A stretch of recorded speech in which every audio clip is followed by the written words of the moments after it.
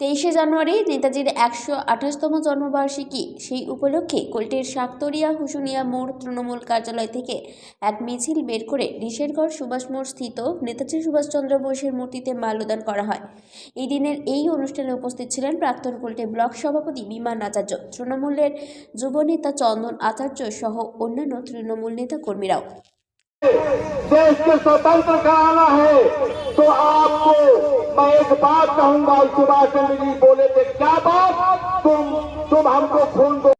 बोलबो बाबर आলী কুরেশি, ওনাকে বলবো সাধন পাল মহাশয়কে বলবো মাল্যদান করার জন্য। আজকে 23 জানুয়ারি আপনারা জানেন যে আমাদের যিনি ন্যাশনাল হিরো, ভারতবর্ষের উপেক্ষিত নায়কের নাম সুভাষচন্দ্র বসু, তার 128তম জন্ম উপলক্ষে আমরা একটা বিরাট র্যালির আয়োজন করে প্রত্যেক বছরই আমরা করি এবং আমাদের যে ন্যাশনাল হিরো ওনাকে আমরা শ্রদ্ধা জানাই।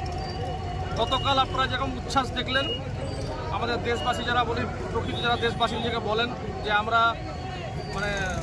দেশের জন্য যারা বীর সন্তান কালকে যারা ছিলেন, আজকে মনে হয় তাদেরকে বেশি করে থাকা উচিত ছিল। কারণ যে দেশাত্মবোধ নিয়ে তারা আজকে মাতামাতি করছেন, সেই দেশকে যে স্বাধীন করার জন্য যিনি প্রাণ পর্যন্ত বিসর্জন দিয়েছেন আমাদের সুভাষচন্দ্র বোস, তাকে সম্মান জানানো কিন্তু বেশি দরকার ছিল। যদি সত্যি দেশভক্ত হয়ে থাকেন বিজেপির লোকেরা, তা আপনি কালকের থেকে আজকের দিনটা দেখুন যে ভারতবর্ষের কোথায় কোথায় সুভাষচন্দ্র বোসের প্রতিকৃতিতে মাল্যদান হচ্ছে।